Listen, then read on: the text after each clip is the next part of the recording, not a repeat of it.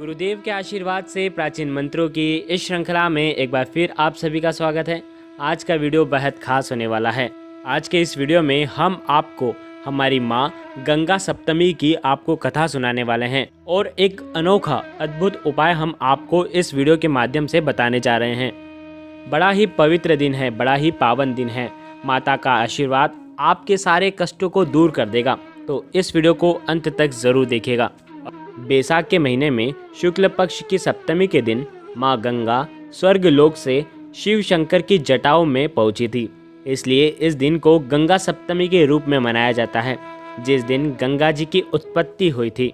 गंगा माता को मोक्षदायिनी भी कहा जाता है और माना जाता है कि गंगा दशहरा, कार्तिक पूर्णिमा, माघ पूर्णिमा, व्यास पूर्णिमा, मकर संक्रांति, कुंभ का पर्व और गंगा सप्तमी आदि पर गंगा स्नान का बहुत महत्व होता है। गंगा सप्तमी की कथा और महत्व को धार्मिक शास्त्रों में बहुत अच्छे से समझाया गया है, जैसे पद्म पुराण में, ब्रह्म पुराण में, नारद पुराण में और कई पुराणों में। देवतागण यहाँ तक कहते हैं गंगा की पूजा करें और पवित्र जल में डुबकी लें तो पवित्र स्नान करके मनुष्य के सारे पाप धुल जाते हैं। कई हिंदुओं को तो गंगा नदी के पास अंतिम संस्कार करने की इच्छा होती है, क्योंकि ये उन्हें उद्धार के मार्ग पर ले जाती है। इस वर्ष गंगा सप्तमी का पर्व मंगलवार 18 मई 2021 को मनाया जा रहा है। इस बार बहुत ही बड़ा महत्व होने वाला है और ख़ासकर मंगलवार का विशेष दिन है, इसलिए मांगलिक जो लोग हैं उनके लिए तो बहुत ही विशेष लाभदायक होता है। मान्यता ये है कि इस दिन गंगा पूजन से मांगलिक दोष से ग्रस्त जातकों को विशेष लाभ की प्राप्ति होती है। विधि विधान से गंगा पूजन करना अमोघ फलदायी होता है। आइए जान लेते हैं इस दिन के उत्कृष्ट उपाय क्या हैं। आज के दिन आपको सबसे पहले स्नान करना है और एक रुद्राक्ष ले लें और उसको अपने सिर पर रखें।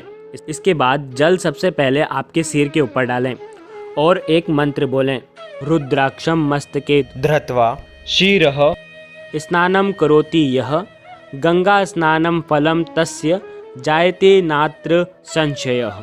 अगर ये नहीं बोल सकें तो आप ओम नमः शिवाय सिर्फ इस मंत्र का जाप करते करते मन ही मन स्मरण करते जाएं और गंगा में डुबकी लगाते जाएं। दोस्तों, इस मंत्र में रुद्राक्ष को सिर पर रखकर स्नान करने का फल गंगा स्नान के समान बताया गया है।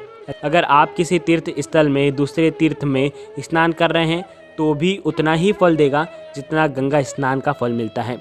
और अगर आप तीर्थों में नहीं जा सकते हैं तो घर पर ही आप ये स्नान कर सकते हैं। स्नान का ये तरीका तन और मन को पवित्र करके सकारात्मक ऊर्जा से भर देता है।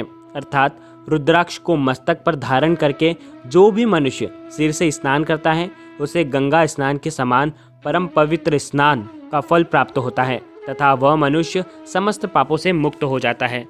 धर्म प्रेमियों, बहुत सारे लोग हैं जिनके यहाँ पर गंगा जल नहीं रहता, तो उन्हें जल की अनुभूति करने के लिए एक उपाय करना चाहिए।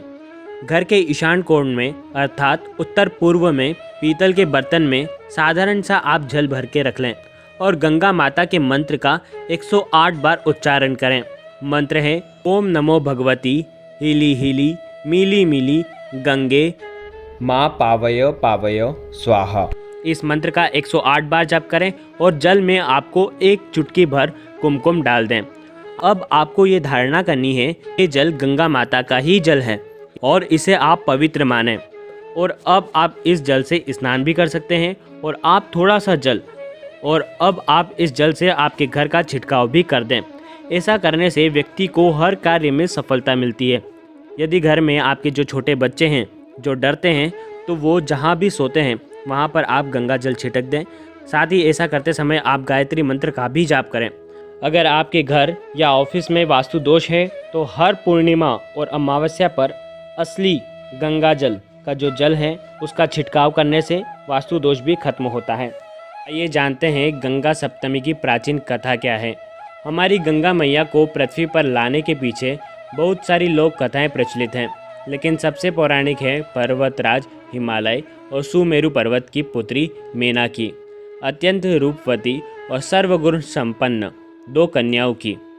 ऐसा माना जाता है कि 2 कन्याओं में से सबसे बड़ी थी गंगा माता और छोटी पुत्री का नाम था उमा। कहते हैं कि बड़ी पुत्री गंगा अत्यंत प्रभावशाली और असाधारण देवीय गुणों से संपन्न थी, लेकिन साथ ही वो किसी भी बंधन को स्वीकार नहीं करने के लिए जानी जाती थी। हर कार्य में अपनी मनमानी करती थी। हिमालय से बेहद ऊंचाई पर सूर्यलोक में रहने वाले देवताओं की दृष्टि जब गंगा माता पर पड़ी, तब उन्होंने उस असाधारण प्रतिभा की सृष्टि के कल्याण के लिए उन्हें चुना गया और उन्हें अपने साथ स्वर्गलोक ले गए। अब पर्वतराज के पास एक ही कन्या शेष थी, उमा। उमा ने भगवान शिव की तपस्या की और तप पूर्ण होने पर भगवान शंकर को वर के रूप में मांग लिया। इस तरह दोनों का विवाह हुआ, लेकिन दोनों को संतान प्राप्ति नहीं हुई।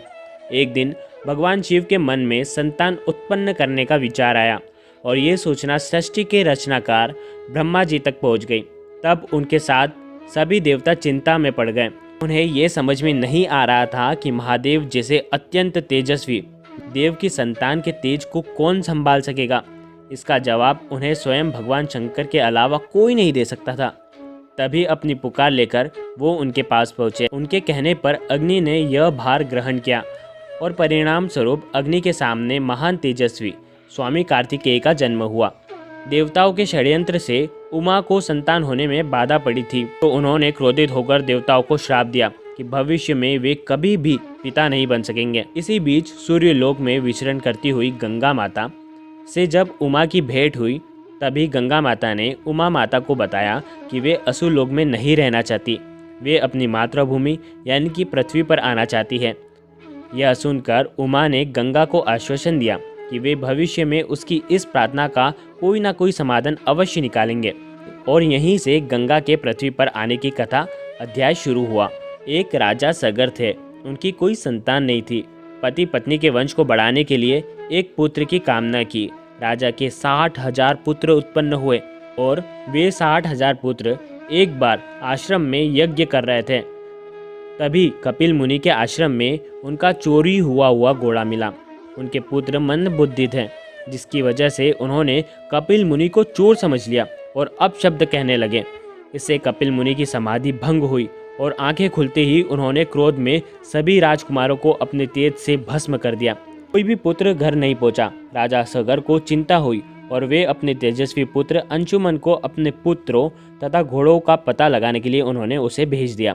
वह खोजते खोजते आश्रम में पहुंचा। वहां का दृश्य देखकर आश्चर्यचकित हो गया।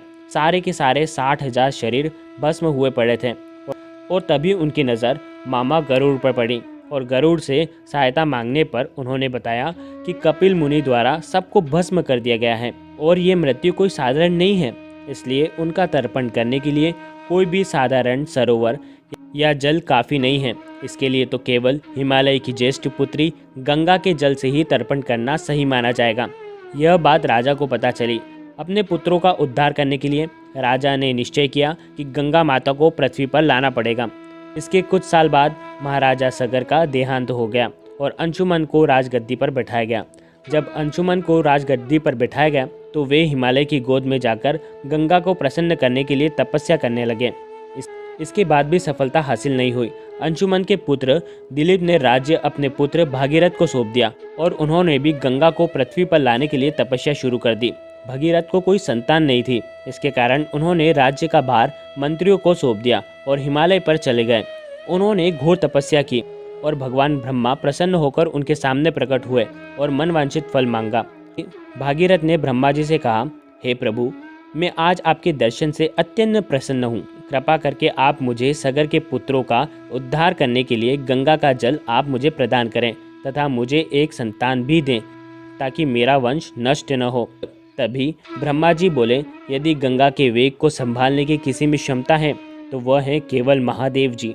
इसलिए पहले तुम शिव भगवान को शिव को प्रसन्न करो। यह बोलकर ब्रह्मा जी वापस ब्रह्मलोक की ओर प्रस्थान कर गए। उनके जाते ही अगले 1 वर्ष तक भागीरथ ने पैर के एक अंगूठे के सहारे खड़े होकर महादेव जी की तपस्या की। इस दौरान उन्होंने वायु के अलावा अन्य किसी चीज़ को भी ग्रहण नहीं किया और इस कठोर तपस्या से प्रसन्न होकर के डमरू वाले ने उनको दर्शन दिए और बोले, हे परम भक्त, तुम्हारी भक्ति से मैं प्रसन्न हुआ हूँ। मैं अवश्य तुम्हारी मनोकामना परिपूर्ण करूँगा। और उन्होंने अपने मस्तक पर गंगा माता को धारण करने का वचन दिया। लेकिन गंगा माता तब सूर्यलोक छोड़कर जाना नहीं चाहती थी। इसलिए उन्होंने योजना बनाई कि वो अपने प्रचंड वेग से शिव जी को बहाकर पाताल लोक तक ले जाएगी। परिणाम स्वरूप गंगा जी भयानक वेग से शिव जी के सर पर अवतारित हुई, लेकिन शिव जी गंगा की मंशा को समझ चुके थे। गंगा को अपने साथ बांधे रखने के लिए महादेव जी ने गंगा की धाराओं को अपनी जटाओं से धीरे धीरे बांधना शुरू किया।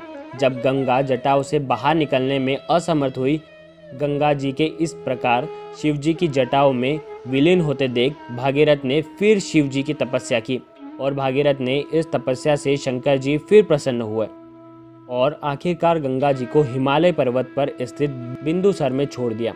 इन धाराओं में से पहली 3 धाराएं छूटते ही 7 धाराओं में गंगा जी बट गई। लादिनी, पावनी, नलिनी पूर्व की ओर प्रभावित हुई।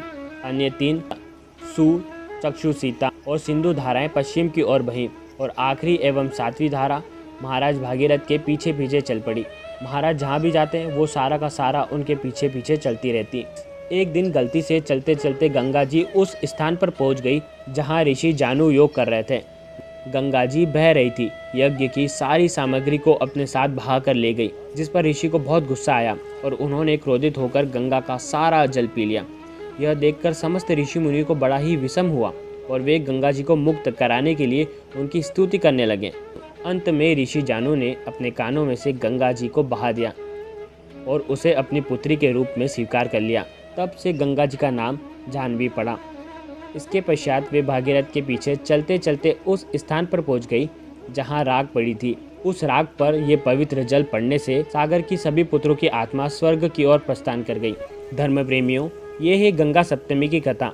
माता गंगा की कथा शास्त्रों में उल्लेखित है।